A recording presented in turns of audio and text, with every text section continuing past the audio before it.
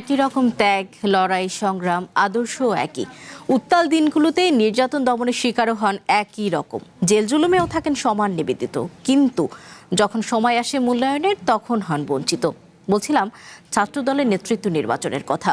এই সংগঠনের শীর্ষ নেতৃত্বে খুব একটা দেখা যায় না ঢাকা বিশ্ববিদ্যালয়ের বাইরের অন্য কোনো বিশ্ববিদ্যালয় বা ইউনিটের নেতাদের। বঞ্চিত এসব ছাত্র নেতাদের দাবি, এক শ্রেণীর সিন্ডিকেটের দৌরাত্মে কখনোই বৈষম্যমুক্ত হয় না ছাত্র রাজনীতি। তাদের দাবি, আগামীর কেন্দ্রীয় কমিটিতে ক্ষমতা বিকেন্দ্রীকরণ না হলে ছাত্রদলের অনেক কর্মী আগ্রহ হারাবেন। AKS অর্জন করল Guinness world records. AKS 24 July নির্বিচারে গুলি চালিয়ে যখন আন্দোলন প্রায় দমন করে ফেলেছিল তৎকালীন সরকার, তখন ঢাকা আরিচা মহাসড়ক অবরোধ করে আন্দোলনে গতি আনেন জাহাঙ্গীরনগর বিশ্ববিদ্যালয়ের শিক্ষার্থীরা। সেই আন্দোলনের নেতৃত্ব দেন ছাত্রদলের এই তিন নেতা। আওয়ামী শাসনের রক্তচক্ষু উপেক্ষা করে ক্যাম্পাসে ছাত্রদলের রাজনীতি করার অভিজ্ঞতা ছিল ভয়াবহ। তাদের দাবি, শুধুমাত্র ছাত্রদলের রাজনীতি করার কারণে সেই দিনগুলোতে ক্লাস পরীক্ষায়ও অংশ নিতে পারেননি তারা। জীবন যৌবন সবকিছু আমাদের শেষ করছি, আমরা আমাদের পড়াশোনা এখন পর্যন্ত শেষ করি। আপনি বললেন যে আপনার বিয়ে শেষ করতে পারিনি। আমাদের তো জীবন আছে, আমি একটা পুরুষ, কিন্তু এই সুন্দর যে জীবন আমি কিন্তু বিসর্জন দিয়েছি এই দলকে ভালোবেসে।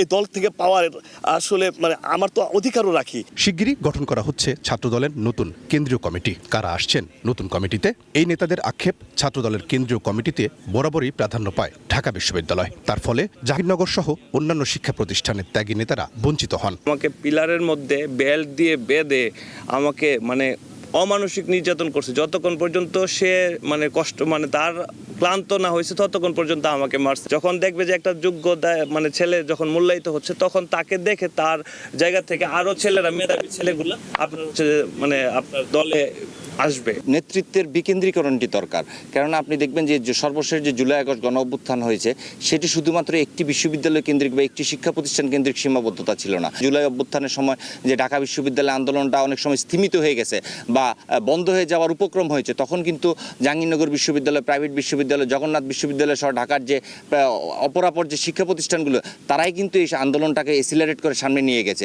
একই অভিমত জগন্নাথ বিশ্ববিদ্যালয়ের ছাত্রদলের আহ্বায়কেরও। তবে তার প্রত্যাশা, গণ অভ্যুত্থান পরবর্তী বাংলাদেশে ছাত্রদলের নতুন কমিটিতে অতীতের এই মনোপলি ভাঙবে। নেতৃত্ব নির্বাচনের ক্ষেত্রে কোনো এককেন্দ্রিক চিন্তা ভাবনা না হয়ে সে যেই বিশ্ববিদ্যালয়ের হোক, নেতৃত্ব দেওয়ার যোগ্যতা থাকলে সে নেতা হতে পারে। এই দৃষ্টান্তর জন্য হলেও ক্ষমতা বা কমিটির ক্ষেত্রে আমার অংশীদারিত্ব, সকল বিশ্ববিদ্যালয়ের অংশীদারিত্ব থাকা উচিত। দীর্ঘদিন ছাত্রদল নিয়ে চর্চা করেছি, দায়িত্বে ছিলাম, আমি বুঝি। বিএনপির সাবেক ছাত্র বিষয়ক সম্পাদক এবং ডাকসুর সাবেক ভিপি আমানুল্লাহ আমান অবশ্য বলছেন, সকল আন্দোলন সংগ্রামের সূতিকাগার যেহেতু ঢাকা বিশ্ববিদ্যালয়, তাই সংগঠনের স্বার্থেই এই বিশ্ববিদ্যালয়ের ইউনিটকে বেশি গুরুত্ব দেওয়া হয়। কারো প্রতি কোনো বৈরিতার সুযোগ নেই, সকলেরই এখানে আসার সুযোগ আছে। আন্দোলনের মূল কেন্দ্রবিন্দু ঢাকা বিশ্ববিদ্যালয়ে প্রাচ্যের অক্সফোর্ড, এই বিশ্ববিদ্যালয় আন্দোলনের সূতিকাগার।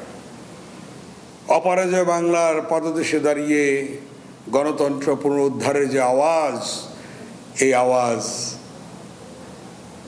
তো ঢাকা বিশ্ববিদ্যালয় থেকে উঠছে। অতএব এই আওয়াজ যারা সমুন্নত রাখার জন্য কাজ করছে, সেভাবেই নেতৃত্ব গড়ে উঠছে। প্রতিষ্ঠার পর থেকে এ পর্যন্ত ছাত্রদলের যতগুলো কেন্দ্রীয় কমিটি গঠন করা হয়েছে, তার মধ্যে ঢাকা বিশ্ববিদ্যালয়ের বাইরে হাতে গোনা কয়েকজন সংগঠনটির শীর্ষ নেতৃত্বে জায়গা পেয়েছেন, যাদের মধ্যে রয়েছেন বর্তমান প্রধানমন্ত্রীর উপদেষ্টা রুহুল কবির রিজভী। রহিম রুমন, ওয়ান নিউজ, ঢাকা।